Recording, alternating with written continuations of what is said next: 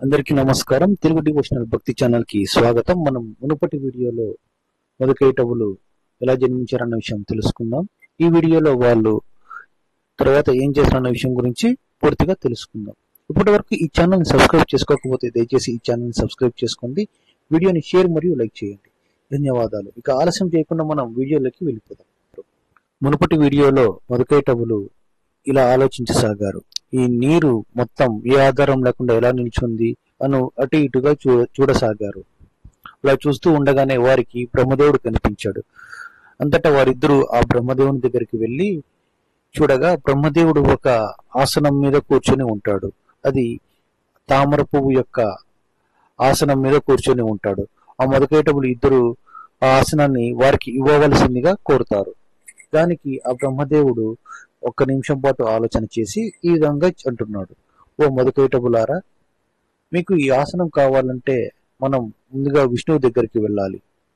అతనే మనకు న్యాయం చేయగలడు అని చెప్పి మధుకైటవులను బ్రహ్మదేవుడు విష్ణువు దగ్గరికి తీసుకెళ్తాడు. వెళ్ళిన తరువాత బ్రహ్మ విష్ణువుకి జరిగినది మొత్తం విశదీకరిస్తాడు.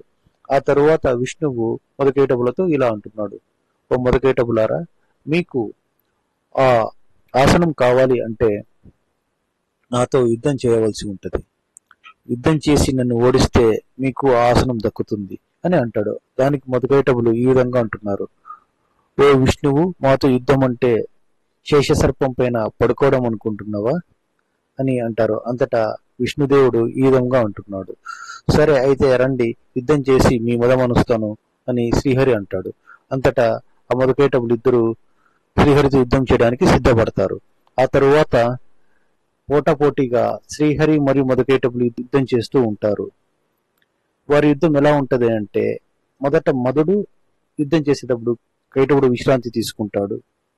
తరువాత కైటవుడు యుద్ధం చేసేటప్పుడు మధుడు విశ్రాంతి తీసుకుంటాడు. ఇలా మధుడు కైటవుడు విశ్రాంతి తీసుకుంటూ ఒకరి తర్వాత ఒకరు విష్ణువుతో యుద్ధం చేస్తూ ఉంటారు. ఇలా 5000 సంవత్సరాలు యుద్ధం జరుగుతూనే ఉంటుంది.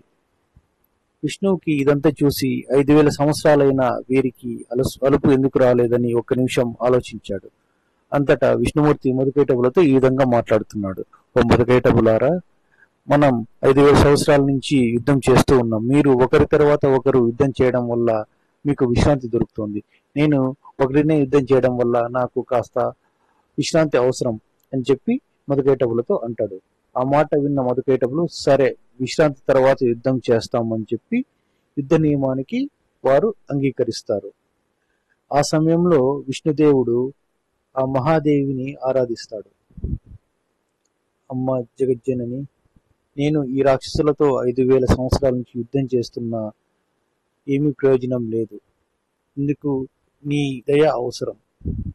ఇప్పుడు నా కర్తవ్యం ఏమిటో నీవే చెప్పు అని ఆరాధిస్తాడు. దానికి ఆ జగన్మాయ ప్రత్యక్షమై, విష్ణుదేవ, నీవు ఇప్పుడు వెళ్ళి యుద్ధం చేయి, తరువాత జరగాల్సింది నేను చూస్తాను అని చెప్పగా విష్ణుదేవుడు మరి మధుకైటవులతో యుద్ధానికి వెళ్తాడు. మధుకైటవులతో యుద్ధం చేసే సమయంలో అమ్మవారు ప్రత్యక్షం అవుతారు. ఆ మహామాయను ప్రత్యక్షం అవడంతో మధుకైటవులు కన్నారపకుండా ఆ శక్తి వైపే చూస్తూ ఉంటారు.